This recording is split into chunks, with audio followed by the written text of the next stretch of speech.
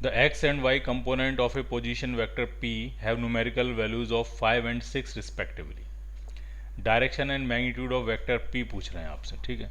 तो vector p के बारे में इंफॉर्मेशन दी है कि ये जो वेक्टर p है इसका x और y कंपोनेंट आपको दिया है, ठीक है। x कंपोनेंट 5 है तो ये हो जाएगा 5i कैप, और y कंपोनेंट 6 है तो ये हो जाएगा 6j कैप। अब सिंपली इसका एंगल पूछ रहे हैं और इसका मैग्नीट्यूड पूछ रहे हैं। तो मैग्नीट्यूड निकालना तो बहुत ही आसान है, क्या करना है आपको, अंडर रूट ऑफ 5 का स्क्वायर प्लस 6 का स्क्वायर, यानी हो गया 25 प्लस 36। तो ये आपका आ गया magnitude under root 61।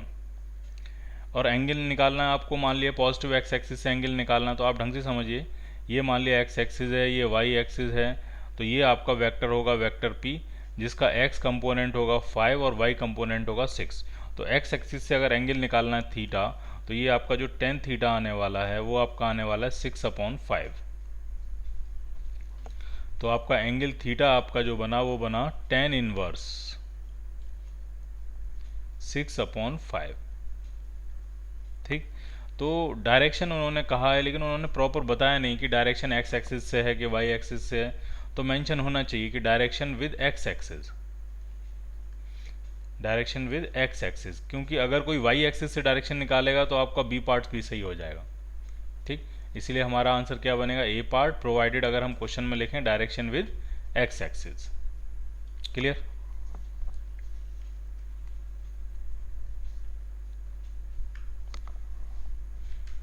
The an object moves from position 6,8 to 12,10 in xy plane, magnitude and direction of the displacement, ठीक है। तो कहाँ से कहाँ तक मूव कर रहे हैं, तो 6,8 से हम मूव कर रहे हैं 12,10 तक। तो जो डिस्प्लेसमेंट वेक्टर बना वेक्टर आर, अगर मैं उसको कहूँ डिस्प्लेसमेंट वेक्टर डेल्टा आर, तो वो होगा final coordinate minus initial coordinate. तो 12 माइनस 6 तो ये बनेगा 6i कैप, प्लस 10 माइनस 8 तो ये बनेगा 2j कैप। तो ये बना डिस्प्लेसमेंट वेक्टर। अगर इसका मैग्नीट्यूड निकालना हो हमको, तो मैग्नीट्यूड आपका आ जाएगा अंडर रूट ऑफ 6 का स्क्वायर 36, 2 का स्क्वायर 4, तो अंडर रूट 40, तो आ गया उसका मैग्नीट्यूड। 2√10 भी कह सकते हो, बट अंडर रूट 40 आंसर है तो चल जाएगा, ठीक। बाकी अगर एंगल पूछा जाएगा एक्स एक्सिस से, कुछ भी मेंशन नहीं होता, तो आपको एक्स एक्सिस से एंगल ही निकालना होता है टेन थीटा। तो टेन थीटा की वैल्यू होती है y/x, ठीक है। अभी हमने एक डायग्राम बना के चेक भी किया था। तो ये आपका आ जाएगा 2/6, यानी ये आपका आ गया 1/3। अब हमें ये अंदाज़ा लगाना है ये एंगल कितना हो सकता है। तो जो tan 30 होता है वो तो सिर्फ 1/√3 होता है। tan 30 अगर मैं पूछूँ आपसे कितना होगा tan 30, तो tan 30 डिग्री जो होगा वो होगा 1/√3, और ये तो 1/√3 से भी छोटी वैल्यू आ रही है, यानी आपका जो आंसर होगा वो 30 डिग्री से भी छोटा आएगा। अब 30 डिग्री से छोटा यहाँ पे एक ही आंसर है 18.43। तो आपका आंसर क्या बन जाएगा, आपका आंसर बन जाएगा ए पार्ट, ठीक। अंडर रूट 40 बनेगा मैग्नीट्यूड और 18.43 डिग्री बनेगा आपका angle. Clear. A particle moves in x y plane from position 2,4 metre to 6,8 metre in 2 seconds. Magnitude and direction of average velocity पूछ रहे हैं आपसे, ठीक है। तो पहले आप डिस्प्लेसमेंट देखो, डिस्प्लेसमेंट कितना हुआ। तो 2,4 से 6,8, तो डिस्प्लेसमेंट हुआ आपका 4i कैप और प्लस 4j कैप, ठीक। ये हुआ आपका डिस्प्लेसमेंट। कितने टाइम में हुआ, 2 सेकंड में। तो डिस्प्लेसमेंट को अगर हम टाइम इंटरवल से डिवाइड करेंगे तो ये एवरेज वेलोसिटी आ जाएगी। 2 सेकंड टाइम इंटरवल था, एवरेज वेलोसिटी आ जाएगी। तो ये जो एवरेज वेलोसिटी आपकी आने वाली है वो आपकी आने वाली है 2i cap plus 2j cap metre पर सेकेंड, या जो भी यूनिट्स इसकी रहेंगी, मीटर पर सेकेंड ही होगी यूनिट, ठीक। तो इसका मैग्नीट्यूड और डायरेक्शन निकाल लेते हैं।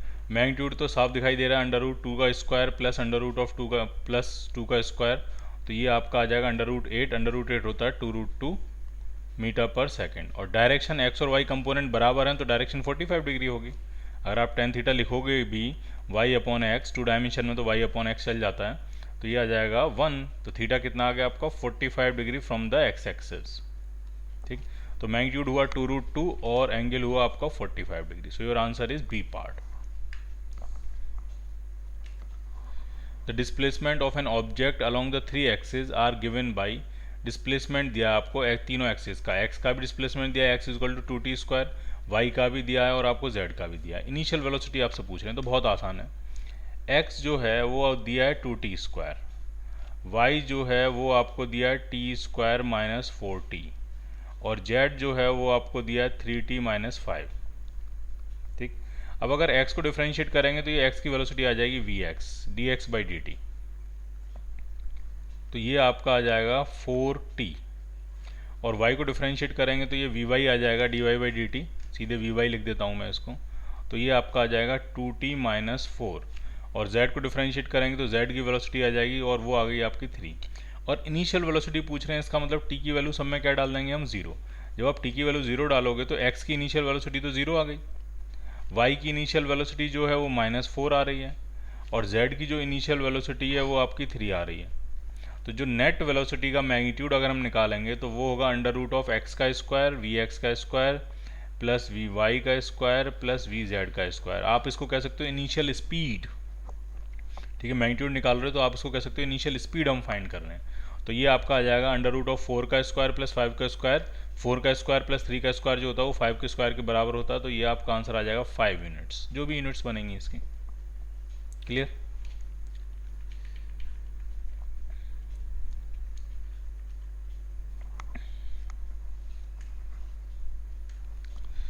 ए particle moves along a positive branch of the curve. ठीक है, ये कर्व है y equal to x square by 2, y equal to x square by 2। ठीक है, इसकी पॉजिटिव ब्रांच का मतलब समझ लो पहले ये कर्व कैसा होगा। तो ये है आपका parabolic shape, parabola opening upward, इस तरह से ये इसकी शेप होगी। ठीक,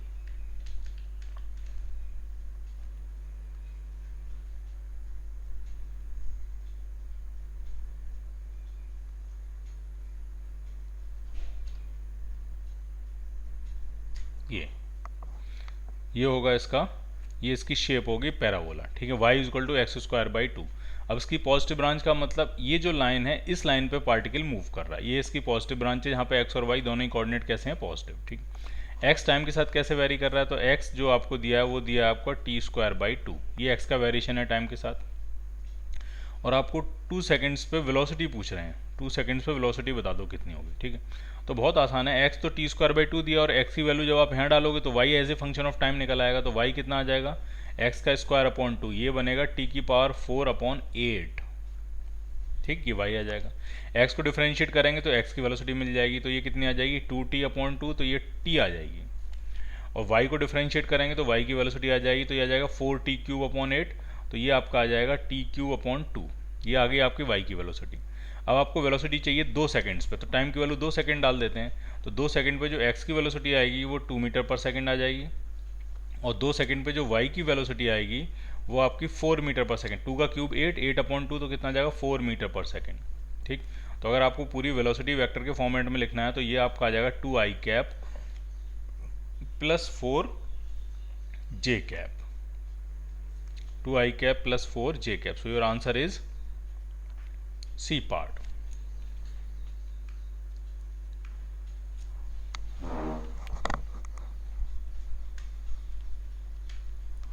the position vector of a particle, position vector आपको पार्टिकल का दिया हुआ है, क्या है पोजिशन वेक्टर, तो r इज इक्वल टू, अलग से लिख लेते हैं, r is equal to a के साथ है sine omega t i cap plus दूसरे a के साथ है कॉस ओमेगा टी जे कैप। अभी पूछ रहे हैं इसके वेलोसिटी वेक्टर के बारे में पूछ रहे हैं, तो वेलोसिटी वेक्टर निकाल लेते हैं इसको डिफरेंशिएट करके। तो a साइन का डेरिवेटिव कितना होगा कॉस ओमेगा टी, और ओमेगा टी को फिर से करेंगे तो एक ओमेगा आगे आ जाएगा, ये हो गया आई कैप, प्लस ए कॉस ओमेगा टी का होगा माइनस साइन ओमेगा टी, तो यहाँ पे मैं पहले ही माइनस लिख देता हूँ, माइनस ए साइन ओमेगा टी, ये हो गया कॉस ओमेगा टी का, और ओमेगा टी को फिर से डिफरेंशिएट करोगे तो ये ओमेगा आ जाएगा, और ये बन गया जे कैप। चेन रूल लगाया हमने। अब हमको ये देखना है कि ये जो वेलोसिटी वेक्टर है ये पोजीशन वेक्टर के पैरेलल है, परपेंडिकुलर है, क्या है। ठीक, तो अगर पैरेलल होगा तो दोनों की डायरेक्शन सेम होनी चाहिए, और परपेंडिकुलर होगा तो दोनों का डॉट प्रोडक्ट जीरो होना चाहिए। मुझे ऐसा लगता है दोनों का डॉट प्रोडक्ट जीरो हो जाएगा, तो जरा आप डॉट प्रोडक्ट करके देखो v डॉट ए, तो i को i के साथ डॉट प्रोडक्ट करते हैं, j को j के साथ, बाकी सब टर्म वैसे ही जीरो होते हैं, तो i को i के साथ मल्टीप्लाई करोगे तो यहाँ आ जाएगा a square omega sine omega t cos omega t plus का, और जब j को j से मल्टीप्लाई करोगे तो यही टर्म एग्जैक्टली माइनस का आ जाएगा, minus a square omega sine omega t cos omega t, तो ये कट पिट के सब जीरो हो गया। और डॉट प्रोडक्ट अगर दो वेक्टर्स का जीरो है, इसका मतलब वो दोनों वेक्टर्स आपस में क्या होंगे, परपेंडिकुलर होंगे। ठीक है, ए नहीं आर है, आर है, ये आर। Position vector. ठीक, तो velocity of the particle is perpendicular to the position vector, so your answer is B part. The position vector of an object at any time is given by 3t square I cap plus 6t j cap plus k cap. Its velocity along y axis has the magnitude। ठीक है, तो जो position vector आपको दिया है वो आपको दिया है 3t स्क्वायर आई कैप प्लस 6t जे कैप प्लस के कैप। अब उसकी वेलोसिटी वेक्टर पूछ रहे हैं अलोंग वाई एक्सिस, तो वेलोसिटी वेक्टर निकालने के लिए इसको डिफरेंशिएट कर देते हैं, हम पूरा ही वेलोसिटी वेक्टर निकाल लेते हैं। तो ये आपका आ जाएगा 6t के साथ तो आ जाएगा आई कैप प्लस 6 के साथ आएगा जे कैप प्लस 0 के साथ आ जाएगा के कैप। के कैप के साथ यहाँ 1 मल्टीप्लाई था, 1 का डेरिवेटिव 0। अब आपसे पूछ रहे हैं velocity vector along y axis, यानी आपसे सिर्फ ये पार्ट पूछ रहे हैं, तो वो कितना हो जाएगा 6 जे कैप, यानी उसका मैग्नीट्यूड होगा 6 यूनिट्स, 6 मीटर पर सेकेंड या 6 units. The height y and distance x along the horizontal of a body projected in xy plane are given by। ठीक है, y हाइट जो है वो किस तरह से टाइम के साथ वेरी कर रही है वो भी आपको दिया हुआ है, और जो हॉरिजेंटल डिस्टेंस है वो किस तरह से वेरी कर रही है वो भी आपको दिया हुआ है, और इनिशियल स्पीड पूछ रहे हैं प्रोजेक्शन की क्या होगी। तो बहुत ही आसान है, x आपको दिया है 60, इसको डिफरेंशिएट करेंगे तो x की वेलोसिटी आ जाएगी और वो आ जाएगी 6 मीटर पर सेकेंड। कॉन्स्टेंट है, होनी भी चाहिए, प्रोजेक्टाइल में हॉरिजेंटल वेलोसिटी कॉन्स्टेंट होती है।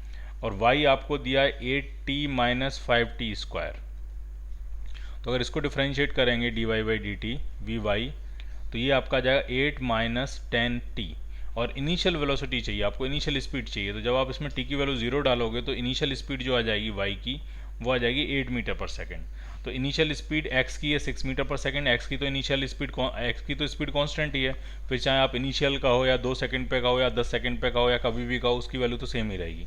लेकिन y की जो इनिशियल स्पीड है वो 8 मीटर पर सेकेंड है, तो नेट इनिशियल स्पीड आ जाएगी under root of v x square plus v y square, that means 36 प्लस 64 means under root of 100, that means the answer is 10 metres पर सेकेंड। सो आपका आंसर बनेगा आपका C part. Clear? At the top of a trajectory of a projectile, the direction of its velocity and acceleration are। ठीक है, top most point पे, projectile के top most point पे जो वेलोसिटी और एक्सेलरेशन के बीच में एंगल होता है वो 90 डिग्री होता है। एक बार देख लीजिए, ठीक, जैसे मान लिया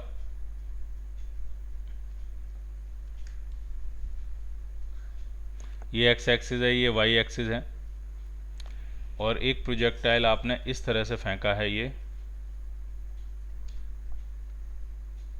प्रोजेक्टाइल।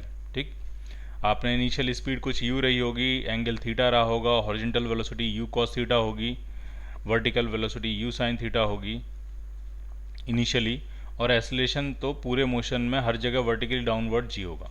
तो टॉप मोस्ट पॉइंट की कंडीशन ये होती है कि टॉप मोस्ट पॉइंट पे वर्टिकल वेलोसिटी 0 होती है, सिर्फ और सिर्फ जो वेलोसिटी होती है टॉप मोस्ट पॉइंट पे वो हॉरिजॉन्टल वेलोसिटी होती है, और वो होती है u cos theta.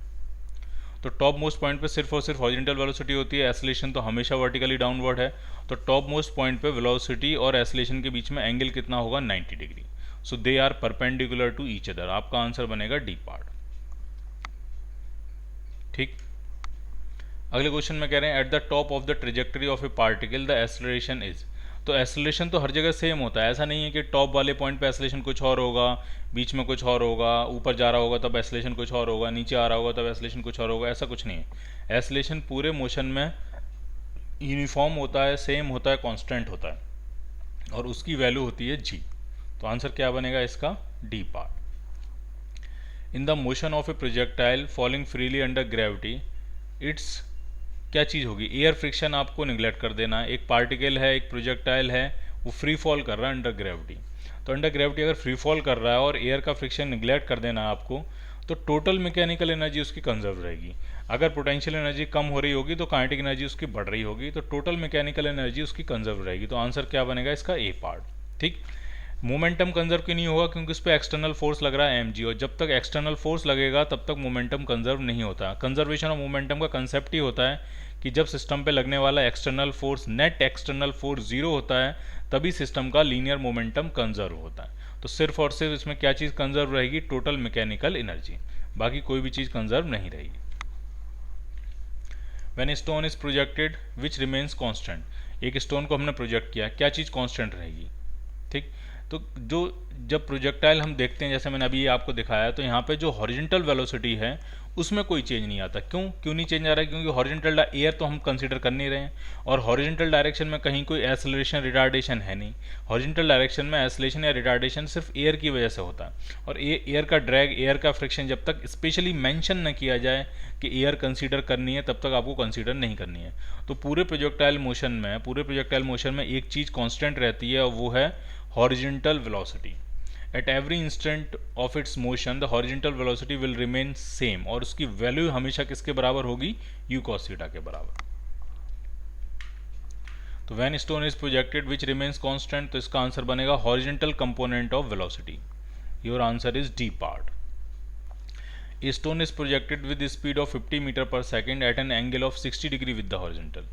The speed of the stone at the highest point पे स्पीड, जैसे अभी हमने देखा, तो हाईएस्ट पॉइंट पे स्पीड होती है u cos theta. Maximum height पे जो स्पीड होती है वो सिर्फ हॉरिजॉन्टल वेलोसिटी होती है, और वो होती है u cos थीटा। u कितना दिया है? 50 मीटर पर सेकेंड, और एंगल आपका 60 डिग्री है, तो ये बन जाएगा cos 60। cos 60 की वैल्यू होती है हाफ, तो हॉरिजॉन्टल वेलोसिटी आपकी आ गई 25 मीटर पर second. So at the highest point velocity is 25 metre पर second. B part.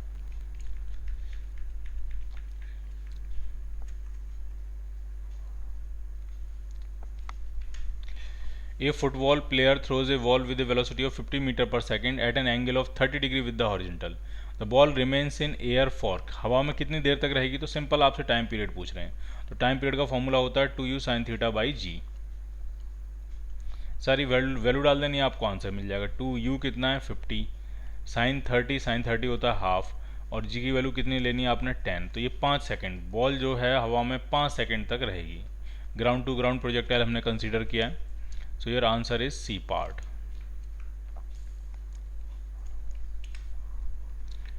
A particle is projected with a velocity of 20 meter per second at an angle of 60 degree with the horizontal. ठीक है, 20 metre पर second से हमने उसको फेंका है कितने एंगल पे? 60 के एंगल पे। The particle hits the horizontal plane again during its journey, what will be the time of impact? इसमें फिर से टाइम पूछ लिया है कि कितनी देर के बाद वो वापस दोबारा ग्राउंड को हिट कर देगा, तो फिर से वही formula 2u sin theta by ji.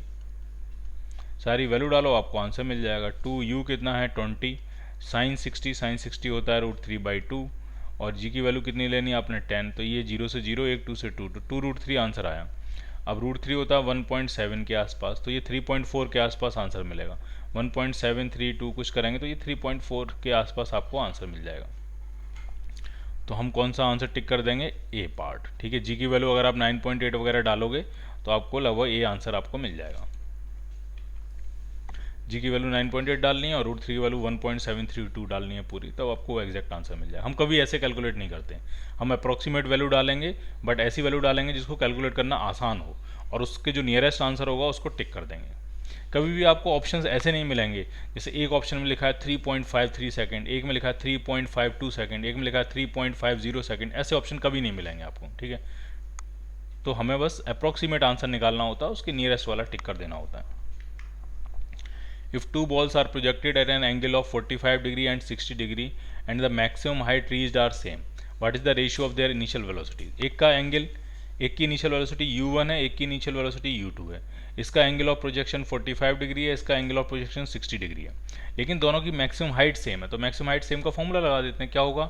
u1 square sine square 45 upon 2g must be equal to u2 square sine square 60 upon 2g। तो 2g से 2g कैंसिल आउट, तो यहाँ से u1 अपॉन u2 का जो रेशियो आएगा वो आपका आ रहा है साइन 60 अपॉन साइन 45। कितना आ जाएगा? साइन 60 होगा √3/2 और साइन 45 हो जाएगा 1/√2। तो ये आपका आंसर आया √3:√2। So your answer is B part. Clear?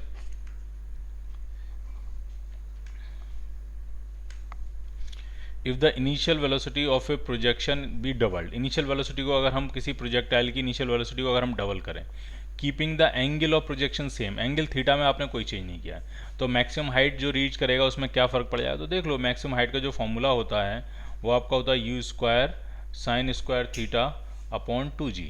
अब अगर इनिशियल वेलोसिटी आप डबल करोगे, एंगल में कोई चेंज नहीं करोगे, तो यहाँ से साफ पता लग रहा है कि जो मैक्सिमम हाइट है वो 4 गुना हो जाएगी, will become 4 times. So your answer is C part. For a projectile the ratio of maximum height reached to the square of time flight. ठीक है, आपको रेशियो निकालना है h अपॉन टी स्क्वायर का। ठीक, तो h जो होगा वो होता है you square sine square theta upon 2g, और जो t होगा वो होता है 2u साइन थीटा का 2u साइन थीटा बाई जी का होल स्क्वायर। हमें तो होल स्क्वायर करना है, तो यहाँ से ये यू स्क्वायर से you square cancel, sign square theta से साइन स्क्वायर थीटा कैंसिल, तो ऊपर तो बच रहा है 1 अपॉन 2g, और नीचे आपका बच रहा है 2 अपॉन जी का स्क्वायर मतलब 4 अपॉन जी स्क्वायर। तो एक जी से एक जी कैंसिल, तो ये आपका आया है जी बाई 8। जी की वैल्यू 10, तो 10/8, 10/8 का मतलब 5/4 रेशियो बनेगा। ठीक, एक अलग से फॉर्मूला भी याद कर सकते हो, जो h होता है, हाइट जो होती है टाइम ऑफ फ्लाइट में रिलेशन h जो होता है वो 1/8 GT स्क्वायर होता है। ठीक है, हाइट मैक्सिमम जो हाइट होती है वो टाइम ऑफ फ्लाइट और मैक्सिमम हाइट में जो रिलेशन होता है h इक्वल टू वो क्या होता है 1/8 GT स्क्वायर। तो आप ये रिलेशन भी कर सकते हो, ये कई जगह हमारे काम आ जाता है। A particle is projected from ground with speed u and at an angle theta with the horizontal। एक पार्टिकल है, उसको हमने ग्राउंड से प्रोजेक्ट किया है, कितनी स्पीड से u से, कितने एंगल पे, थीटा पे। If at the maximum height from the ground the speed of particle is half times of its initial speed of projection। ठीक, बहुत आसान है। मैक्सिमम हाइट पे जो स्पीड होती है वो होती है u cos थीटा, और कह रहे हैं वो जो स्पीड है वो हाफ टाइम से इनिशियल स्पीड ऑफ प्रोजेक्शन यानी u के वो हाफ टाइम से। तो ये तो बहुत अच्छी इक्वेशन है, इससे तो आप इनिशियल एंगल फाइंड कर लोगे। यू से यू कट गया तो कॉस थीटा हाफ आ गया, तो थीटा कितना आ गया 60 डिग्री। तो कम से कम आपको इससे ये पता लग गया कि एंगल ऑफ प्रोजेक्शन कितना है। अब क्वेश्चन में आपसे पूछ रहे हैं find its maximum height attend, maximum कितनी हाइट इसने अटेंड करी वो आपको फाइंड करना। तो जो मैक्सिमम हाइट होगी एच का फॉर्मूला, एच जो होगा वो होगा u square sine square theta, तो ये बनेगा sign square 60 upon 2g। Sign 60 होता है √3/2, इसका स्क्वायर करेंगे तो 3/4 हो जाएगा। तो साइन स्क्वायर 60 को हटा के मैं ले सकता हूँ 3/4। तो ये आपका आंसर आया 3u स्क्वायर अपॉन 8g, ये बनेगी आपकी maximum height. So your answer is D part. A projectile thrown with velocity v0 at an angle alpha to the horizontal has a range r। ठीक है, कितनी वेलोसिटी से फेंका है v0 से, कितने एंगल पे, अल्फा पे, रेंज कितनी है उसकी r। ठीक, अब कह रहे हैं it will strike a vertical wall at A distance r/2 from the point of projection with A speed of. अब जरा मैं डायग्राम बना के समझाता हूँ आपको, देखिए।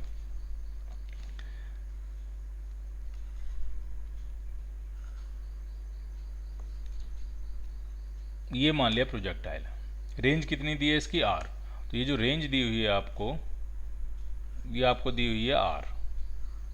ठीक, अब कह रहे हैं एक दीवार अगर हम खड़ी कर दें r/2 पे, तो r/2 तो एकदम मिड पॉइंट हो गया, और मिड पॉइंट पे अगर आप दीवार खड़ी करोगे तो वो तो जब वो दीवार को हिट करेगा, जब इस वॉल को वो हिट करेगा जाके, तो वो अपनी मैक्सिमम हाइट पे होगा। जब आपने दीवार यहाँ लगा दी r/2 पे, तो जब वो दीवार को हिट कर रहा होगा तो वो अपनी मैक्सिमम हाइट पे होगा, और मैक्सिमम हाइट पे जो उसके पास वेलोसिटी बचती है वो सिर्फ और सिर्फ हॉरिजॉन्टल वेलोसिटी बचती है। तो वो उस टाइम जब उसको हिट करेगा तो कितनी वेलोसिटी से वॉल को हिट करेगा, तो वो हो जाएगा v0 cos अल्फा, ये होगी उसकी हॉरिजॉन्टल वेलोसिटी, क्योंकि वो कहाँ होगा, अपनी मैक्सिमम हाइट पे होगा, क्योंकि दीवार आपने जो लगाई है वो रेंज के बिल्कुल बीचों बीच लगाई है, r/2 डिस्टेंस पे लगाई है। ठीक, तो आंसर क्या बना आपका, C part.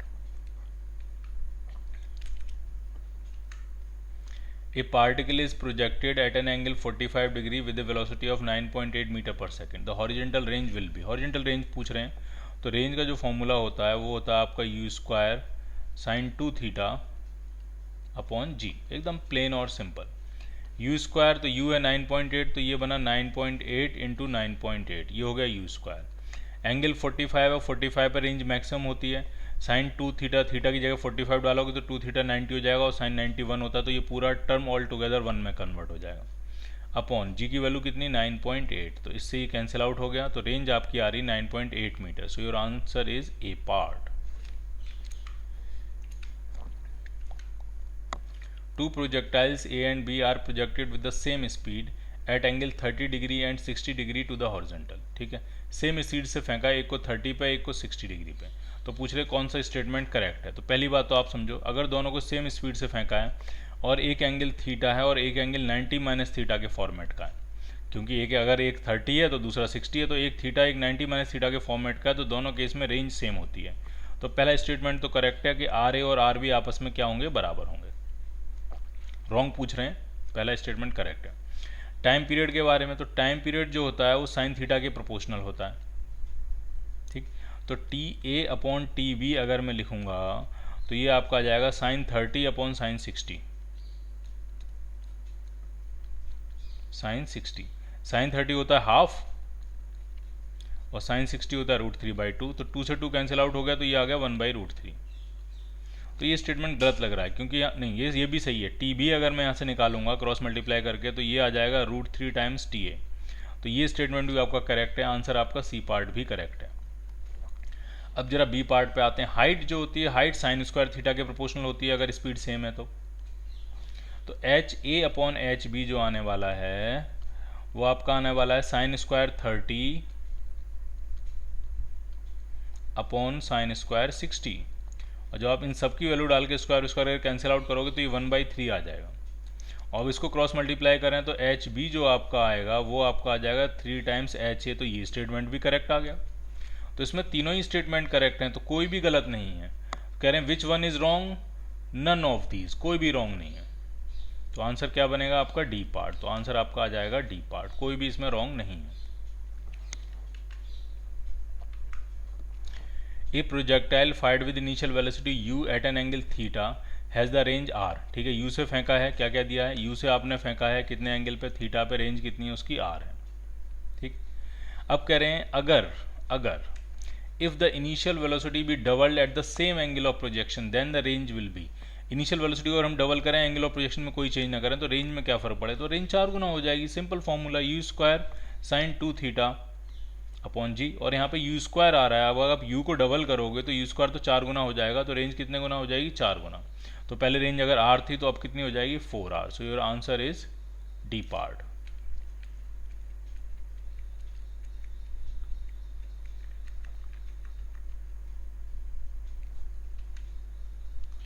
An object is thrown along a direction inclined at an angle of 45 degree with the horizontal direction। ठीक है, एक ऑब्जेक्ट है, उसको हमने 45 डिग्री पे फेंका है हॉरिजॉन्टल डायरेक्शन से।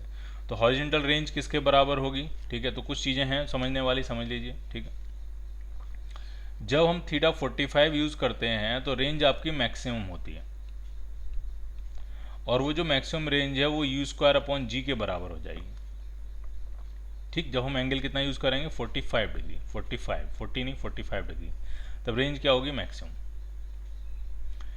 जनरली रेंज और हाइट में एक रिलेशन होता है, वो भी समझ लीजिए।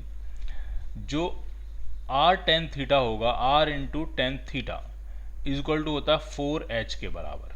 ये एक रिलेशन होता है। जैसे हमने हाइट और टाइम में रिलेशन लिखा, हाइट और टाइम में क्या रिलेशन था, 1/8 g²। ये हाइट और मैक्सिमम हाइट और टाइम ऑफ फ्लाइट का रिलेशन था। वैसे ही मैक्सिमम हाइट और रेंज में रिलेशन होता है, और वो आता है r tan theta is equal to 4h। ठीक, अब यहाँ एक इंपॉर्टेंट बात हो रही है कि अगर थीटा आपका 45 है, थीटा आपका 45 है, तो tan 45 तो 1 हो गया। तो थीटा 45 के लिए जो रेंज होती है वो मैक्सिमम हाइट के 4 गुना होती है, या जो मैक्सिमम हाइट होती है वो रेंज का 1/4 होती है। आप एकदम याद कर लो, अगर आपने एक प्रोजेक्टाइल थ्रो किया है, यहाँ समझिए कितने एंगल पे थ्रो किया है, मान लिया 45 के एंगल पे अगर आपने थ्रो किया है प्रोजेक्टाइल, ये 45 के एंगल पे थ्रो किया है, तो इस सिचुएशन में हाइट अगर आपकी h है तो जो रेंज होगी वो 4 टाइम्स हाइट के बराबर होगी। डायरेक्ट रिजल्ट है, आप इसको याद भी कर सकते हो। बाकी हाइट और रेंज में क्या कनेक्शन होता है, तो r tan theta is equal to 4h, ये रिलेशन आप याद कर सकते हो। ठीक, तो हमारा आंसर क्या बनेगा, द हॉरिजॉन्टल रेंज पूछ रहे हैं कितनी होगी, तो वर्टिकल हाइट की कितने टाइम्स हो जाएगी, 4 टाइम्स द वर्टिकल हाइट। ठीक, अब यहीं पे एक बात और समझ लीजिए आप, देखिए कई बार क्वेश्चन इस तरह से पूछा जाता है कि एक पर्सन है, वो एक पार्टिकल फेंक रहा है, एक पत्थर को फेंक रहा है, किसी बॉल को फेंक रहा है एक पर्सन, और क्वेश्चन इस तरह से पूछा जा रहा है कि अगर वो दूर से दूर मान लिया x डिस्टेंस फेंक सकता है, दूर से दूर फेंकनी है उसको, तो 45 के एंगल पे फेंकेगा, और 45 के एंगल पे फेंकने पे अगर वो दूर से दूर x डिस्टेंस फेंक सकता है, तो ये बताओ ऊपर से ऊपर कितना फेंक पाएगा। तो ऊपर से ऊपर फेंकने के लिए तो वो सीधा फेंकेगा ना ऊपर, तो ऊपर से ऊपर जो हाइट वो जाती है वो x/2 होती है। समझ लीजिए कैसे, जब आपने दूर से दूर फेंका तो 45 के एंगल पे फेंका, तो वो x जो होगा वो होगा u square sine 2 theta upon g, और 2 थीटा की वैल्यू हो जाएगी 90, तो साइन 2 थीटा हो जाएगा 1। तो मैक्सिमम जो डिस्टेंस होगी वो यू स्क्वायर अपॉन जी होगी। अब इसको अगर ऊपर से ऊपर फेंकना है तो यू की स्पीड से सीधे ऊपर फेंकेगा, तो जो मैक्सिमम हाइट होती है वो यू स्क्वायर अपॉन 2g होती है। तो यहाँ से साफ पता लग रहा है कि जो मैक्सिमम हाइट होगी वो रेंज की आधी हो रही है। ठीक, तो दो इंपॉर्टेंट बातें दोनों समझ लिए। देखिए, अगर ये कहें कि दूर से दूर x डिस्टेंस फेंक पा रहा है, ढंग से समझिए, अगर उन्होंने कहा कि दूर से दूर एक पर्सन जो है वो x डिस्टेंस फेंक पा रहा है, तो उसी प्रोजेक्टाइल में मैक्सिमम हाइट कितनी अटेन करी होगी, तो उसका 1/4। उसी प्रोजेक्टाइल में मैक्सिमम हाइट कितना अटेन करी होगी, तो उसका 1/4। और क्वेश्चन में ये कहें कि अलग से फेंका है मैक्सिमम हाइट के लिए, तो सीधे 90 डिग्री में फेंका होगा, तो जो मैक्सिमम हाइट होती है वो x/2 होती है। ठीक, दूर से दूर फेंकने के लिए कितने एंगल फेंका होगा, 45 के एंगल पे। दूर से दूर फेंकने के लिए 45 के एंगल फेंका होगा, और वो मैक्सिमम डिस्टेंस x कवर करी है। तो उसी प्रोजेक्टाइल के अंदर ही अंदर मैक्सिमम हाइट कितनी होगी, तो वो 1/4 होगी। और अगर अलग से फेंका है मैक्सिमम हाइट के लिए, तो सीधे 90 डिग्री में फेंका होगा, तो उसमें जो मैक्सिमम हाइट अटेन होगी वो x/2 होगी।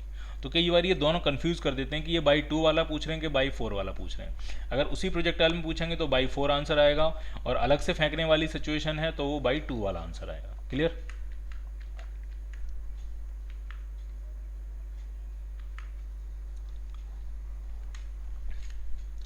An object is projected at an angle of 45 degree with the horizontal.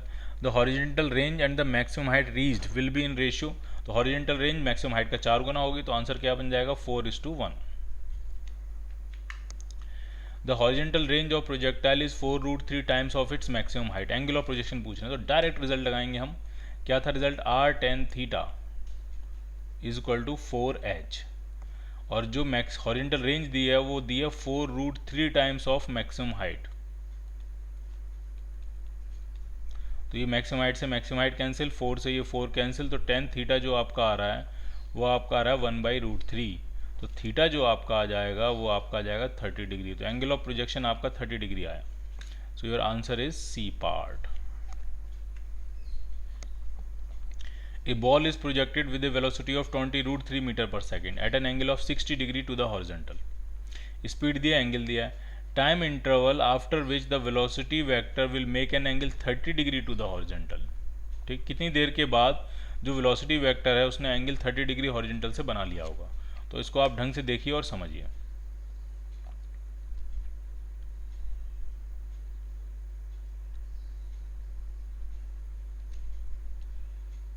Sixty degree पे आपने फेंका है प्रोजेक्टाइल। ठीक है, इनिशियल एंगल जो है वो आपका ये 60 डिग्री है। कितनी स्पीड से फेंका है, तो वो स्पीड आपको दी है 20√3। ठीक है, अब पूछ रहे हैं कितनी देर के बाद एंगल 30 डिग्री हो जाएगा। यहाँ पे कहीं एंगल 30 डिग्री हो जाएगा कितनी देर के बाद, तो आप आराम से समझिए। हॉरिजॉन्टल वेलोसिटी कितनी होगी, 20√3 cos 60, 20√3 cos 60, cos 60 होता है हाफ, तो हॉरिजॉन्टल वेलोसिटी आ गई 10√3। इतनी बात क्लियर है? ठीक। वर्टिकल वेलोसिटी कितनी होगी, तो वो होगा 20√3 sin 60, sin 60 होता है √3/2, तो ये 30 मीटर पर सेकेंड आ जाएगी। ठीक, अब एंगल 30 डिग्री हो जाना है कुछ टाइम के बाद, तो मान लिया टी टाइम के बाद हो जाना है। तो टी टाइम के बाद हॉरिजॉन्टल वेलोसिटी में तो कोई चेंज आने वाला नहीं, वो तो हमेशा सेम ही रहती है 10√3 मीटर पर सेकेंड। टी टाइम के बाद वर्टिकल वेलोसिटी कितनी आ जाएगी, तो वर्टिकल मोशन में हम इक्वेशन लगाएंगे v is equal to u minus g t. Minus g t क्यों, क्योंकि वो जा रहा है ऊपर की तरफ और एक्सेलेरेशन कहाँ है, नीचे की तरफ। तो फाइनल वेलोसिटी जो आ जाएगी वो u माइनस जी टी आ जाएगी। u कितना है आपका 30, माइनस जी की वैल्यू 10 इंटू टी, ये आ जाएगी वर्टिकल वेलोसिटी। और इनके बीच का जो अभी एंगल है नेट वेलोसिटी का, जो एंगल है हॉरिजॉन्टल से, वो 30 डिग्री दिया है। तो अगर मैं इक्वेशन लगाऊं tan 30, तो वो आएगा परपेंडिकुलर अपॉन बेस। परपेंडिकुलर है 30 माइनस 10t, और बेस जो है वो 10√3 है। ठीक है, tan 30 की वैल्यू कितनी आएगी, 1/√3। √3 से ये √3 कैंसिल, 10 को इधर ले आते हैं, तो tan is equal to 30 minus 10t।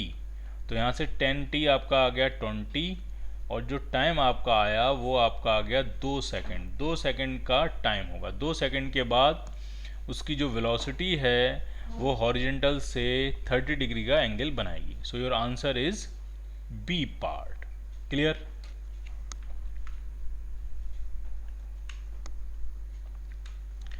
A projectile is thrown with velocity of 10 metre पर second at an angle of 60 degree with the horizontal. ठीक, फिर से बना लेते हैं डायग्राम।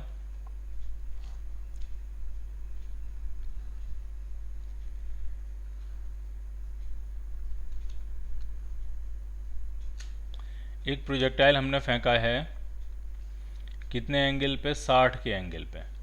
कितनी स्पीड से, तो स्पीड 10 मीटर पर सेकेंड है। ठीक, अब पूछ क्या रहे हैं, द टाइम इंटरवल पूछ रहे हैं, the interval between the movements, मतलब time interval when the speed is √5g। जब उसकी स्पीड घट के √5g हो जाएगी तो ऐसा 2 बार होगी। अभी स्पीड 10 है, फिर घट ऊपर जाते जाएगा स्पीड कम होती जाएगी, तो एक मोमेंट यहाँ आएगा जब उसकी स्पीड घट के कितनी हो जाएगी, √5g हो जाएगी। ठीक, और उसके बाद स्पीड और कम होती जाएगी, और कम होती जाएगी, टॉप मोस्ट पॉइंट पे स्पीड मिनिमम होगी, और उसके बाद जब वापस आएगा तो स्पीड बढ़ेगी, तो फिर से उसी के सामने, एग्जैक्टली उसी के सामने एक मोमेंट फिर से मिलेगा जब उसकी स्पीड फिर से कितनी होगी, √5g हो जाएगी। तो ये पूछ रहे हैं ये टाइम इंटरवल कितना गया, ये डेल्टा टी आपको बताना है, उन दो मूवमेंट्स के बीच का टाइम इंटरवल जब उसकी स्पीड √5g होती है। ठीक, अब जरा समझिए, अगर मैं पूरी फ्लाइट का टाइम इंटरवल निकालूं, पूरी फ्लाइट का टाइम इंटरवल, तो वो क्या आएगा, तो वो आएगा 2u sin थीटा बाई जी। जरा सॉल्व करते हैं कितना आने वाला है। तो ये हो गया 2u, u कितना है 10, sin 60 होता है √3/2, और g की वैल्यू भी कितनी होती है 10। तो ये कैंसिल आउट हो गया, 10 से 10, 2 से 2, तो पूरी टाइम ऑफ फ्लाइट आ रहा है √3, यानी पूरे मोशन का जो टाइम ऑफ फ्लाइट है वो 1.732 सेकेंड्स है, पूरे मोशन का। तो आपका जो मोशन दिया है आपका, तो वो तो उसका एक हिस्सा ही है सिर्फ, तो उसका तो जो टाइम होगा वो डेफिनेटली टाइम ऑफ फ्लाइट से, तो टोटल टाइम ऑफ फ्लाइट से तो कम ही आएगा, यानी 1.732 सेकंड से तो कम ही आएगा। अब इससे कम तो यहाँ पे एक ही आंसर है, ए पार्ट, तो आंसर क्या बनेगा आपका, ए पार्ट। ठीक, अब आपको अगर कैलकुलेट ही करना हो कि नहीं हमको तो पूरा कैलकुलेट करना है, ऐसे नहीं चलेगा। ठीक, तो कैसे करेंगे वो समझिए। तो मैंने माना कि जब ये वेलोसिटी √5g हो जाती है तब मैंने माना एंगल हो गया थीटा। अब मैं कंसेप्ट ये लगा रहा हूँ कि हॉरिजेंटल वेलोसिटी अनचेंज्ड रहती है, शुरुआत की हॉरिजेंटल वेलोसिटी और किसी और मोमेंट की हॉरिजेंटल वेलोसिटी हमेशा सेम रहेगी। तो शुरुआत की हॉरिजेंटल वेलोसिटी है 10 cos 60, और यही आपकी बराबर होनी चाहिए √5g cos थीटा के। ठीक, सॉल्व करते हैं, cos 60 होता है हाफ, √5g कितना आने वाला है, तो g की वैल्यू 10 डालेंगे तो ये 50 आ जाएगा cos थीटा। 50 जो होता है इधर बचेगा 5, 50 जो होता है वो 5√2 होगा cos थीटा। तो ये थीटा यहाँ से आ रहा है, cos थीटा 1/√2 आ रहा है, थीटा आपका 45 डिग्री आ रहा है। तो ये पता लग गया कि जब उसकी वेलोसिटी √5g होगी तब जो हॉरिजॉन्टल से एंगल होगा ये थीटा, ये 45 डिग्री होगा। अब आपको ये टाइम करना है, तो आप ऐसा सोचो सिर्फ आप यहाँ से लेकर और यहाँ तक का एक ये प्रोजेक्टाइल मोशन कंसीडर कर लो, ये भी तो अपने आप में एक प्रोजेक्टाइल होगा। अगर मैं इस पॉइंट से इस पॉइंट तक के बारे में बात करूँ, फिर से देख लो, इस पॉइंट से अगर मैं इस पॉइंट तक के बारे में बात करूँ तो ये भी तो एक ही लेवल से एक ही लेवल तक का प्रोजेक्टाइल मोशन है, जिसकी वेलोसिटी √5g हो जाएगी और एंगल 45 डिग्री हो जाएगा, जिसका टाइम ऑफ फ्लाइट आपको निकालना है। तो हम डायरेक्ट निकालते हैं time of flight delta t. तो क्या बनेगा answer, 2u sin theta by g. 2u कितना है √5g, साइन थीटा कितना है 45, साइन 45 अपॉन जी। जरा सॉल्व करते हैं, 2 √5g जो है, √50 जो है वो 5√2 होता है, साइन 45 1/√2 हो जाएगा, और g की वैल्यू 10। तो ये सब कुछ कट पिट गया, तो आंसर कितना आया 1 सेकेंड। तो आपको अगर ऐसे करना है तो आप ऐसे भी कर सकते हो, क्लियर। तो आंसर क्या मिलेगा आपका 1 second. A bomb is dropped from an aeroplane moving horizontally at constant speed. If air resistance is neglected, then bomb, जरा समझना है सिचुएशन ये है कि मान लिया एक एरोप्लेन है ये, ठीक, ये हॉरिजॉन्टली मूव कर रहा है कांस्टेंट स्पीड से, मान लिया v0 स्पीड से ये मूव कर रहा है हॉरिजॉन्टली, इस तरह से मूव करता चला जा रहा है। एयर रेजिस्टेंस वगैरह आपको कुछ सब चीज़ निगलेक्ट कर देनी है, एयर रेजिस्टेंस वगैरह कुछ काउंट नहीं करना है। और एक यहाँ एक आपने एक बॉम्ब रिलीज़ किया, मान लिया एक बॉम्ब रिलीज़ किया, तो जब बॉम्ब रिलीज़ करोगे तो बॉम्ब के पास इनिशियल वही वेलोसिटी होगी जो कि प्लेन की है। अगर एरोप्लेन के पास इनिशियल वेलोसिटी v0 है और वो v0 से मूव कर रहा है, तो बॉम्ब की इनिशियल वेलोसिटी भी प्लेन की वेलोसिटी के बराबर होगी जो कि v0 होगी। और एयर रेजिस्टेंस वगैरह है नहीं, तो बॉम्ब ग्रेविटी की वजह से नीचे गिरेगा, बट उसकी हॉरिजॉन्टल स्पीड हमेशा v0 रहेगी, तो वो प्रोजेक्टाइल हॉरिजॉन्टल प्रोजेक्टाइल मोशन करता हुआ इस तरह से नीचे गिरेगा, और हर मूवमेंट पे उसकी हॉरिजॉन्टल वेलोसिटी v0 रहेगी, और प्लेन की वेलोसिटी v0 है, तो प्लेन हर मूवमेंट पे बॉम्ब के एकदम ऊपर रहेगा। जब बॉम्ब यहाँ पहुँचेगा तब प्लेन यहाँ रहा होगा, जब बॉम्ब यहाँ पहुँचेगा तब प्लेन यहाँ पहुँचेगा, क्योंकि दोनों की हॉरिजॉन्टल वेलोसिटी सेम है, दोनों इक्वल टाइम में इक्वल हॉरिजॉन्टल डिस्टेंस ट्रैवल करेंगे, तो वो हमेशा वर्टिकली एक दूसरे के ऊपर नीचे ही रहेंगे। जब बॉम्ब यहाँ पहुँचेगा तब प्लेन आपका यहाँ रहा होगा। ठीक, तो प्लेन के रिस्पेक्ट में ऐसा लगेगा कि बॉम्ब सीधे कहाँ गिर रहा है, वर्टिकली डाउनवर्ड गिर रहा है, ऐसा प्लेन के रिस्पेक्ट में आपको लगेगा।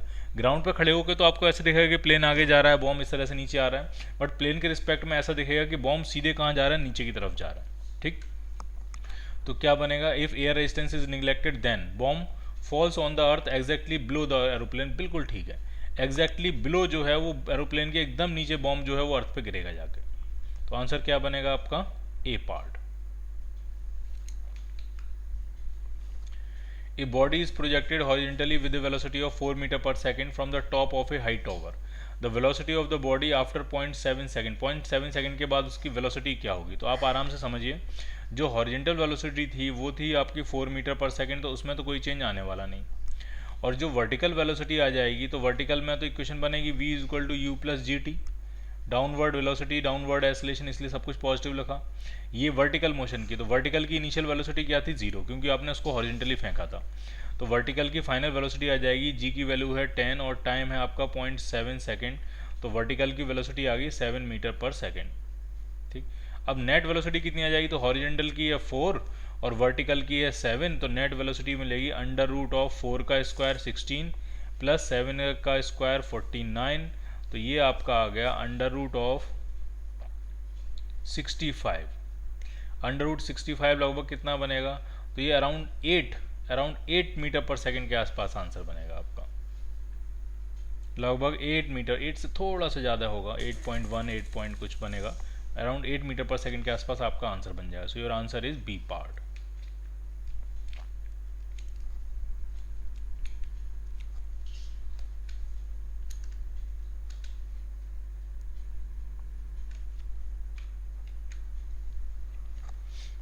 ठीक, अगला क्वेश्चन देखते हैं। A particle is projected horizontally with speed 20 meter per second from the top of a tower. At what time velocity of a particle will be at an angle 45 degree with the initial direction of projection? आराम से समझिए, आपने किसी tower के top से आपने एक ball को, एक पार्टिकल को फेंका, कितनी स्पीड से, 20 मीटर पर सेकंड से। तो ये इस तरह से गिरेगा, हॉरिजॉन्टल प्रोजेक्टाइल करता हुआ इस तरह से गिरेगा, इस तरह से इसका मोशन होगा। तो पूछ रहे हैं कितने टाइम के बाद उसकी जो वेलोसिटी है वो 45 का एंगल बनाएगी, कितने टाइम के बाद उसकी वेलोसिटी जो है वो इनिशियल डायरेक्शन से कितने एंगल बनाएगी, 45 का।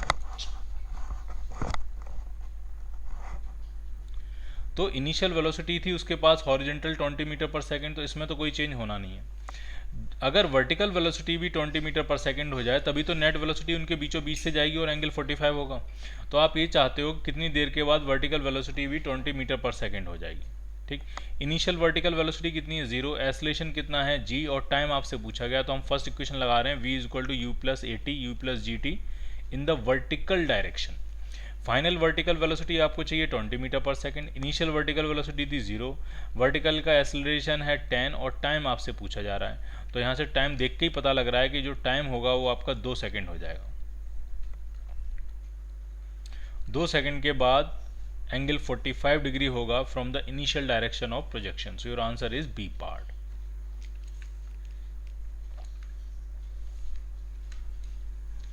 N aeroplane is travelling horizontally at a height of 2000 metre. एक एरोप्लेन है, ये हॉरिजेंटल मूव कर रहा है, कितनी हाइट पे मूव कर रहा है, तो ये दिए 2000 मीटर। ठीक, the aeroplane when at a point P drops a bomb to hit a stationary target Q on the ground. जब ये पॉइंट पी पे होता है तब इसने एक यहाँ से बॉम्ब गिराया, तो जब वो पॉइंट पी पे होता है तब उसने एक बॉम्ब गिराया, तो बॉम्ब की इनिशियल वेलोसिटी वही होगी जो कि प्लेन की होगी। अगर प्लेन की स्पीड 100 मीटर पर सेकंड है तो बॉम्ब की इनिशियल स्पीड 100 मीटर पर सेकंड ही होगी हॉरिजॉन्टल डायरेक्शन, और फिर वो इस तरह से प्रोजेक्टाइल मोशन करता हुआ क्यू पॉइंट को आके हिट कर देगा। ठीक, in order that the bomb hits the target the angle theta must be. ये जो एंगल थीटा है ये कितना होगा, ये आपसे पूछ रहे हैं। थीटा वर्टिकल से है, ये कितना होगा वो आपसे पूछ रहे हैं। ठीक है, तो आप आराम से समझो, यहाँ से जब आप बॉम्ब गिराओगे तो ये बॉम्ब इस तरह से जाके इसको हिट करेगा। ठीक, ये अगर एंगल थीटा है तो ये वाला एंगल भी थीटा होगा। ये आपकी हाइट है h, ये है आपकी रेंज r, तो अगर मुझे टेन थीटा लिखना हुआ तो टेन थीटा मेरा आएगा आर बाई एच। ठीक, अब आर कितना, एच आपको पता है, आर निकाल लेते हैं। तो आर जो होता है वो होता है horizontal velocity into time of flight. और हॉरिजॉन्टल प्रोजेक्टाइल में हॉरिजॉन्टल वेलोसिटी आपको दी हुई है 100 मीटर पर सेकेंड, और टाइम ऑफ फ्लाइट का फॉर्मूला होता है हॉरिजॉन्टल प्रोजेक्टाइल में √2h/g। तो इससे हम आर निकाल लेते हैं। तो ये हो गया 100 टाइम्स √2h, एच है आपका 2000 बाई जी की वैल्यू 10, तो ये हो गया आपका 400। 400 का अंडर रूट लेंगे 20, तो ये 2000 हो गया। तो रेंज आपकी हो गई 2000 मीटर्स। तो टेन थीटा आ रहा है आर अपॉन एच। आर भी आपका 2000 है, एच भी आपका 2000 है, तो ये आ गया 1। इसका मतलब वो जो एंगल आ रहा है थीटा वो आपका 45 डिग्री आ रहा है। सो your answer is A part. ठीक, एक इंपॉर्टेंट बात है कि ये वो एंगल नहीं है जिस पर वेलोसिटी वेक्टर जाके सरफेस को हिट करेगा। वेलोसिटी वेक्टर जो हिट कर रहा होगा वो इससे और ज़्यादा एंगल पे हिट करेगा, वो इतने बड़े एंगल पे हिट करेगा। ये तो लाइन ऑफ साइट का एंगल है। अगर आप पॉइंट पी से टारगेट को देख रहे हो तो लाइन ऑफ साइट का एंगल है ये वर्टिकल से, जो कि हमारा 45 डिग्री आया। कई क्वेश्चन में ये भी पूछा जाएगा कि कितने एंगल पे वो हिट करेगा। मैं यहाँ बता देता हूँ, यहाँ समझा देता हूँ, आप समझ लो जरा। जैसे मान लीजिए ग्राउंड है, यहाँ से आपने, एक मिनट,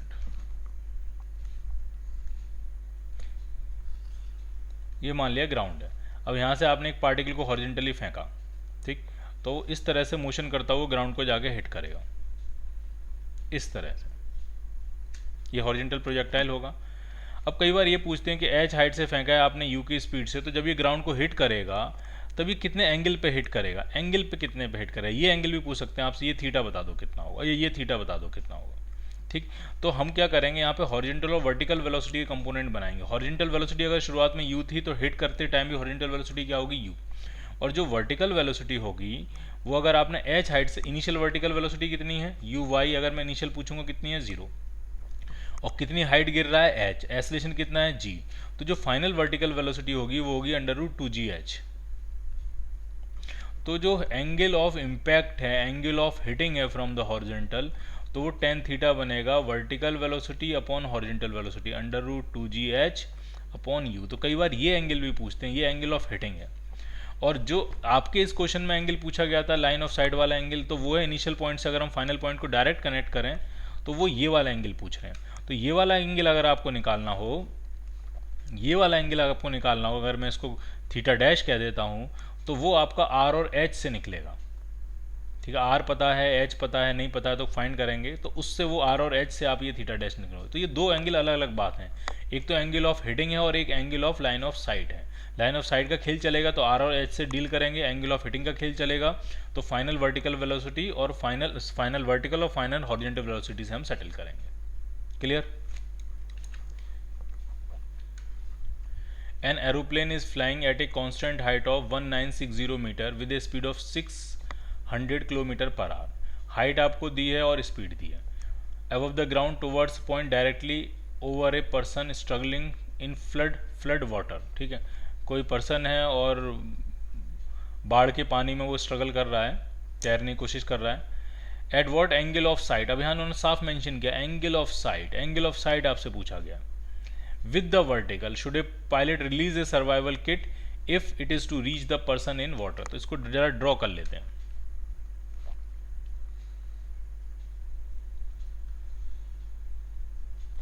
मान लिया यहाँ पे ये एरोप्लेन है जो उड़ रहा है, कितनी हाइट पे है, तो वो हाइट है कैपिटल एच, वैल्यू बाद में डाल देंगे। और कितनी वेलोसिटी से उड़ रहा है, तो वेलोसिटी मान लिया है यू। और यहाँ एक पर्सन है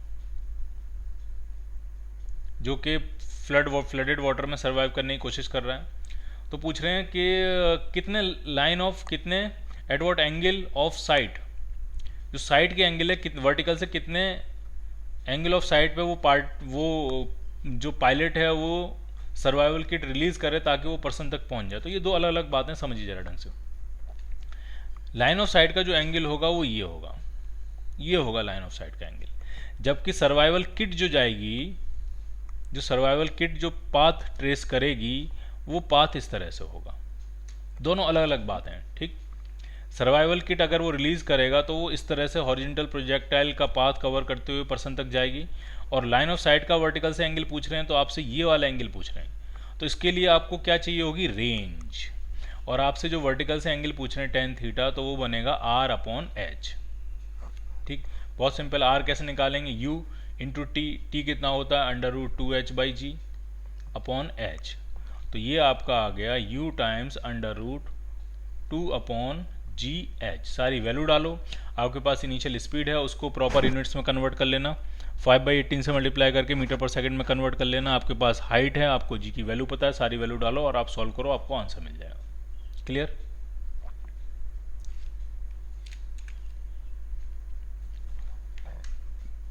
A bomber plane moves horizontally with a speed of 500 meter per second and a bomb released from it strikes the ground 500 metre पर सेकंड से चल रहा है, और जब उससे बॉम्ब रिलीज किया है तो वो 10 सेकंड में ग्राउंड को स्ट्राइक कर देता है। अब इसमें पूछ रहे हैं angle eight which it strikes the ground. अब ये अलग बात है, कितने एंगल पे उसने ग्राउंड को हिट किया। तो अब आपको हॉरिजॉन्टल वेलोसिटी चाहिए, वर्टिकल वेलोसिटी चाहिए, और वहां से एंगल निकलेगा। ये लाइन ऑफ साइट का एंगल नहीं पूछ रहे हैं, ठीक है। तो अगर हम इसको ड्रॉ करें तो ये कुछ इस तरह की सिचुएशन होगी। हाइट नहीं दी है आपको, ठीक, हाइट आपको नहीं दी है, लेकिन बॉम्बर की स्पीड दी है। जो बॉम्बर मूव कर रहा है, ये प्लेन मान ले बॉम्बर प्लेन है, इसकी स्पीड दी है 500 मीटर पर second.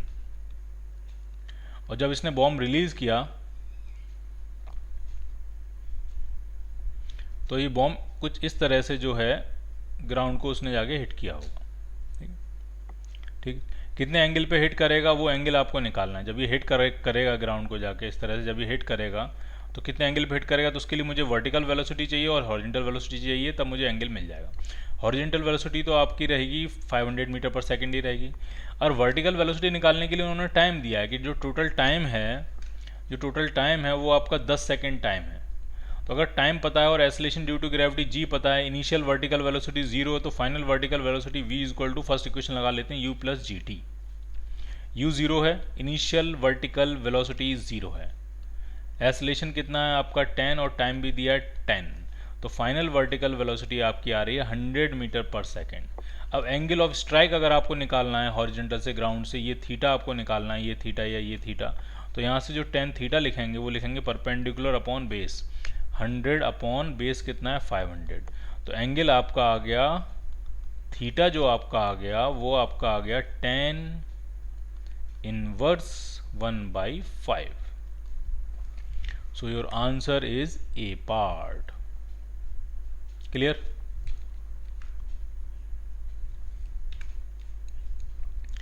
A ball is projected horizontally from the top of a tower with a velocity v0. Horizontally फेंका हमने v0 की वेलोसिटी से।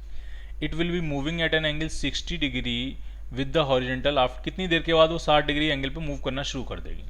तो आप समझिए बहुत ही आसान है ये।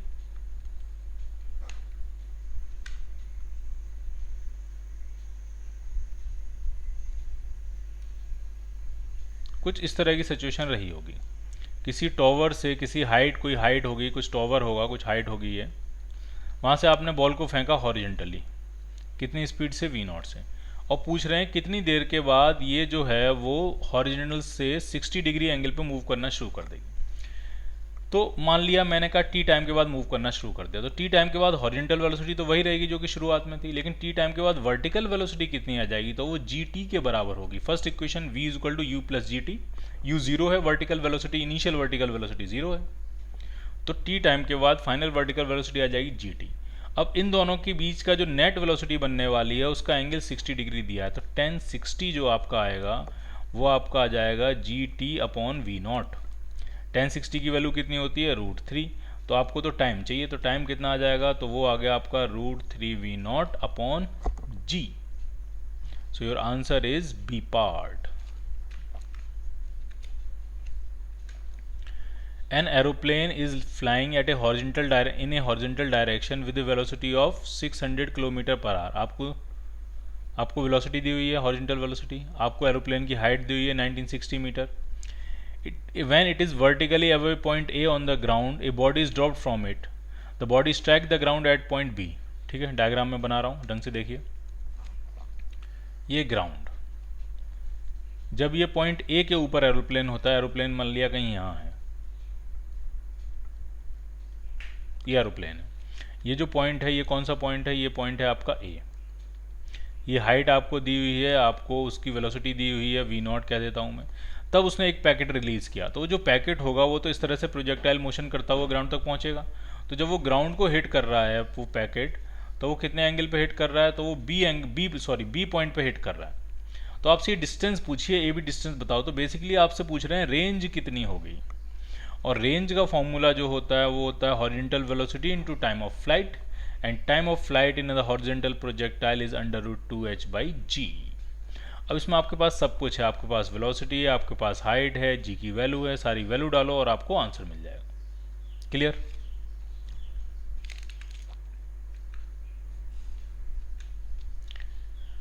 ये क्वेश्चन ढंग से समझना, अच्छा क्वेश्चन है ये।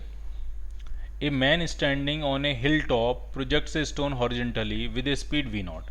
ये पर्सन है यहाँ पे इस पॉइंट पे खड़ा हुआ है ओरिजिन पे, ये किसी हिल का टॉप पॉइंट है, और वहाँ से उसने एक पार्टिकल फेंका है हॉरिजेंटली, कितनी वेलोसिटी से, v नॉट से फेंका है। ठीक। Taking the coordinate system as given in a figure, यही कोऑर्डिनेट सिस्टम आपने लेना है। ये y एक्सिस है, ये आपकी x एक्सिस है, ये कोऑर्डिनेट है आपका 0। ठीक है, ये जो कोऑर्डिनेट है ये ओरिजिन है, ऊपर की तरफ है आपकी y एक्सिस और इधर है आपकी x एक्सिस। ठीक, और हॉरिजेंटली v नॉट वेलोसिटी से आपने इस पत्थर को फेंका है। ठीक है। The coordinates of the point where the stone will hit the hill surface, ये हिल सरफेस, इंक्लाइंड सरफेस, ये जो हिल सरफेस, तो ये पूछ रहे हैं किस कोऑर्डिनेट पे, वो कोऑर्डिनेट बताने हैं जब ये पार्टिकल जो है ऐसे हॉरिजेंटल प्रोजेक्टाइल करता हुआ हिल सरफेस को हिट करेगा। इस पॉइंट के आपको कोऑर्डिनेट्स पूछे हैं। इसका आपको x कोऑर्डिनेट पूछा है कितना होगा, और इसका आपको y कोऑर्डिनेट पूछा है, ये y कितना होगा। y कोऑर्डिनेट तो नेगेटिव होगा और x कोऑर्डिनेट पॉजिटिव होगा, तो वो सारी चीज़ें आपसे पूछी गई हैं। ठीक, तो कुछ चीज़ें आप समझो। देखो, पहली बात तो मुझे ये समझ में आ रहा है कि अगर ये एंगल थीटा है तो ये वाला एंगल भी थीटा होगा। तो पहली बात तो मुझे ये समझ में आ रही है कि y का मैग्नीट्यूड अपॉन x का मैग्नीट्यूड जो होगा वो tan थीटा के बराबर होगा। पहला रिलेशन तो मुझे डायरेक्ट ये समझ में आ रहा है कि y का, ऑब्वियसली y कोऑर्डिनेट नेगेटिव होगा, x कोऑर्डिनेट पॉजिटिव होगा, लेकिन y का जो मैग्नीट्यूड होगा, y का ये जो मैग्नीट्यूड होगा और x का जो मैग्नीट्यूड होगा, इनका जो रेशियो आएगा वो tan थीटा आएगा। सबसे पहले हम यही चेक कर लेते हैं। तो इसमें ये y का मैग्नीट्यूड है, ये x का मैग्नीट्यूड है। अगर मैं डिवाइड करूंगा tan थीटा आ जाएगा, यानी पहला आंसर हो सकता है। इसको मैं अगर डिवाइड करूंगा तो यहाँ tan स्क्वायर थीटा आएगा, मतलब ये आंसर नहीं बनेगा। और इसको अगर मैं डिवाइड करूंगा तो y अपॉन एक्स करूंगा तो ये 1/tan थीटा आएगा, तो ये भी आंसर नहीं बनेगा।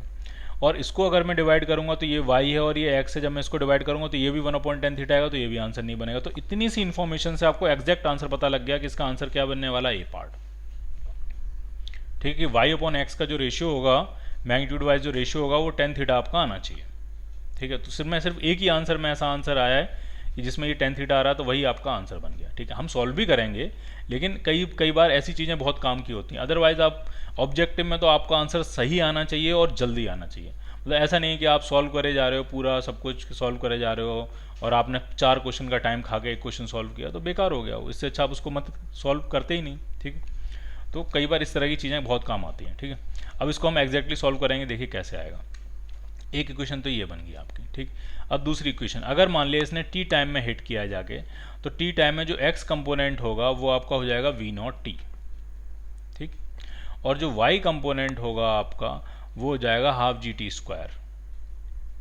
माइनस का लगाऊंगा मैं, माइनस क्योंकि नेगेटिव साइड में, तो वाई कंपोनेंट कितना हो जाएगा, हाफ जी टी स्क्वायर। ये बात समझ में आ रही है आपको? ठीक, अब अगर आपको टाइम की वैल्यू अगर हम रिप्लेस करें तो y और x में एक रिलेशन बन जाएगा। एक तो y equal to tan theta वाला रिलेशन है, एक रिलेशन यहाँ से भी बन जाएगा। ठीक है, तो ज़रा समझिए, अगर मैं t की वैल्यू यहाँ रिप्लेस करता हूँ, ठीक है, तो y इक्वल टू आपका आने वाला है माइनस हाफ जी, टी की जगह क्या डालेंगे, x अपॉन वी नॉट का होल स्क्वायर। ठीक, ये आ गया। अब y जो है वो x tan थीटा भी है, तो y की जगह अगर मैं यहाँ लिखूँ x tan theta, y equal to x, या x की वैल्यू डालते हैं, चलो x की वैल्यू डालते हैं।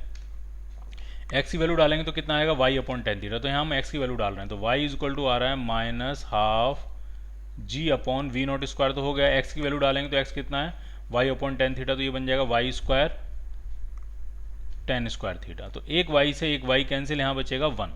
तो अगर मैं यहाँ से y निकालूँ तो बाकी सब इधर ले जाना है, तो ये कितना आ जाएगा, 2v naught square tan square theta upon g minus का।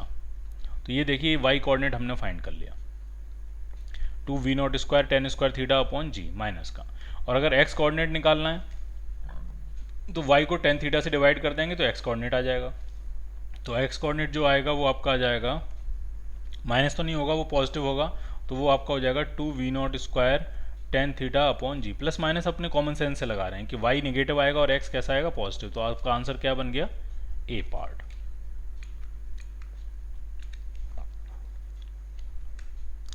A ball is dropped from height of 49 meter. A wind is blowing horizontally. Due to the wind, a constant horizontal acceleration is provided to the ball. ठीक, ball को हमने 49 metre की height से गिराया है और एक विंड भी ब्लो हो रही है, तो एक कांस्टेंट हॉरिजॉन्टल एसिलेशन भी है, वर्टिकल तो है ही है, एक हॉरिजॉन्टल एसिलेशन भी है। Choose the correct statement. Correct horizontal acceleration कितना है वो आपको दिया नहीं है, बट कांस्टेंट है, ठीक है। तो चूज द करेक्ट वन। जैसे path of the ball is circular one, path of the ball is a curved one, the time taken by the ball to reach the ground कुछ दिया है, actual distance travel by body is less than 49 metre, कई सारे option दिए हैं, ठीक है। Correct statement आपसे पूछ रहे हैं, एक से ज़्यादा भी हो सकते हैं, एस बना हुआ है, ठीक है। तो बनाते हैं, the ball is dropped from a height of 49 metre. तो मान लिया ये ग्राउंड है और इस बॉल को हमने यहाँ से रेस्ट से ड्रॉप किया है, तो ये जो हाइट है वो कितनी होगी आपकी, 49 मीटर। अब जब ये गिरेगा तो इसको दो एस्लेशन मिलेंगे। मान लिया आंधी इस तरफ चल रही है, हवा इस तरफ चल रही है, तो एक तो एस्लेशन हॉरिजॉन्टल डायरेक्शन में मिलेगा, मैं कह देता हूँ उसको ए, और एक एस्लेशन वर्टिकल डायरेक्शन में मिलेगा जी। तो नेट एस्लेशन कहीं इस तरफ आ जाएगी और इनिशियल वेलोसिटी 0 है, तो ये उसी नेट एस्लेशन वाली डायरेक्शन में मूव करता हुआ बॉल जो है वो मूव करती हुई चली जाएगी। तो पहली बात, उसका जो मोशन होगा वो स्ट्रेट लाइन मोशन होगा, पैराबोलिक नहीं होगा, कर्व नहीं होगा, सर्कुलर नहीं होगा। समझ लो आप क्यों नहीं हुआ, क्योंकि उसकी इनिशियल वेलोसिटी थी 0। तो जब इनिशियल वेलोसिटी 0 है तो जिधर नेट एस्लेशन की डायरेक्शन होगी उधर ही तो वेलोसिटी गेन करेगा और फिर उसी डायरेक्शन में वो मूव करता चला जाएगा। नेट एस्लेशन कितना बनेगा, √g² प्लस a², उसी डायरेक्शन में ये मूव करता चला जाएगा। तो ये पहला गलत हो गया, पाथ सर्कुलर है गलत, पाथ कर्व्ड है ये भी गलत हो गया। अच्छा, कह रहे हैं एक्चुअल डिस्टेंस जो ट्रैवल करेगा 49 से कम करेगा, कैसे करेगा, 49 से ज़्यादा ट्रैवल करेगा। 49 तो वर्टिकल डिस्टेंस है, हॉरिजॉन्टल डिस्टेंस भी कवर कर रहा है, तो एक्चुअल डिस्टेंस होगी वो डेफिनेटली 49 से क्या होगी, ज़्यादा है, तो ये भी गलत हो गया। तो 3 गलत हो गए, तो जो बच गया वही आंसर आपका सही होगा। सी पार्ट कैसे सही है वो आप समझ लीजिए। टाइम ऑफ फ्लाइट हम वर्टिकल मोशन से निकाल सकते हैं, तो वर्टिकल में एक्सेलरेशन g है, वर्टिकल में इनिशियल वेलोसिटी 0 है, वर्टिकल का डिस्प्लेसमेंट 49 है, तो वर्टिकल मोशन में मैं लगा रहा हूँ h = ut + ½ gt²। Downward direction हमने क्या मानी है, पॉजिटिव, इसलिए सारे टर्म्स आपके पॉजिटिव आने वाले हैं। डिस्प्लेसमेंट वर्टिकल का 49, वर्टिकल की इनिशियल वेलोसिटी 0, वर्टिकल का एक्सेलरेशन 9.8 इंटू t²। तो यहाँ से जो t² आपका आ जाएगा वो आ जाएगा 49 × 2 अपॉन 9.8। तो 9.8 से अगर हम डिवाइड करेंगे तो ये 5 टाइम्स आ जाएगा, यानी t आपका आया √10, और √10 की अप्रॉक्सीमेट वैल्यू 3.16 के आसपास आ जाती होगी। तो आपका सी पार्ट सही हो गया। So your correct answer is C part. Clear.